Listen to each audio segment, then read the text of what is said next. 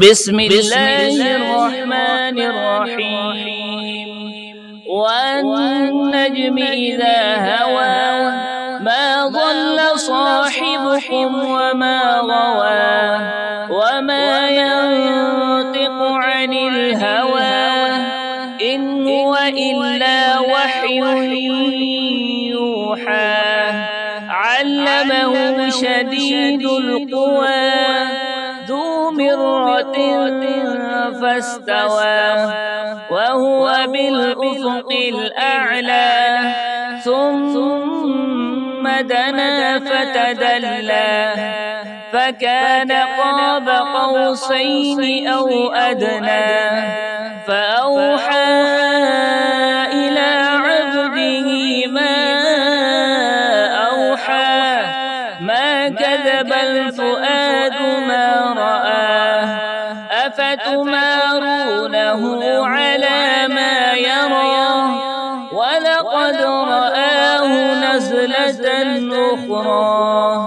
عند سدرة المنتهى عندها جنة المأوى إذ يغشى السدرة ما يغشى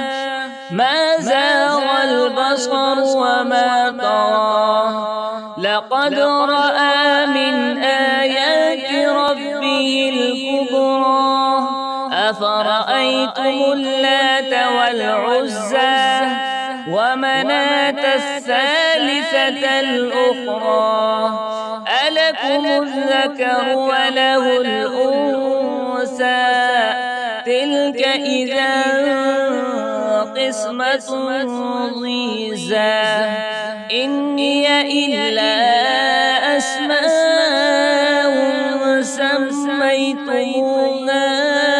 أنتم وآباؤكم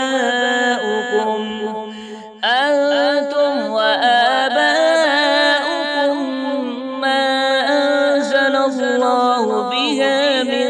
سلطان إن يتبعون إلا الظن وما تهوى الأنفس ولقد جاءهم من ربهم الهدى أم للإنسان ما تمنى فلله الآخرة والأولى وكم من ملك في السماوات لا تغني شفاعتهم شيئا إلا من بعد أن يأذن الله لمن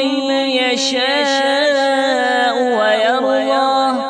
إن الذين لا يؤمنون بالآخرة ليسمون الملائكة تسمية الأنثى وما لهم به من علم إن يتبعون إلا الظن وإن الظن لا يغني من الحق شيئا فأعرض عمن تولى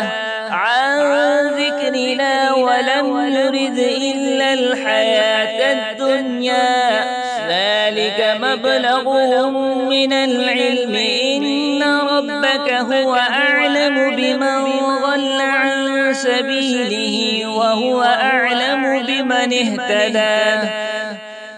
ولله ما في السماوات وما في الأرض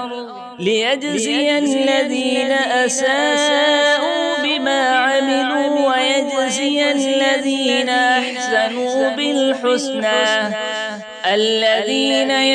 الذين يجتنبون كبائر الإثم والفواحش إلا اللمم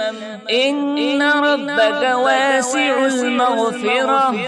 هو أعلم بكم إذ أنشأكم من الأرض وإذ أنتم أجنة في بطون أمهاتكم فلا تزكوا أنفسكم هو أعلم بمن اتقى أفرأيت الذي تولى وأعطى قليلا وأكدى أعنده علم الغيب فهو يرى أم لم ينبأ بما في صحف موسى وإبراهيم الذي وفى ألا تزر وازرة وزر أخرى وأن ليس للإنسان إلا ما سعى وأن سعيه سوف يرى ثم يجزاه الجزاء الأوفى وأن إلى ربك المنتهى وأنه هو أضحك وأبكى وأنه هو أمات وأحيا وأنه خلق الزوجين الذكر والأنثى من نطفة إذا تمنى وأن عليه النشأة الأخرى وأنه هو أغنى وأقنى وأنه هو رب الشعرى وأنه أهلك عادا الأولى وثمود فما أبقى وقوم نوح من قبل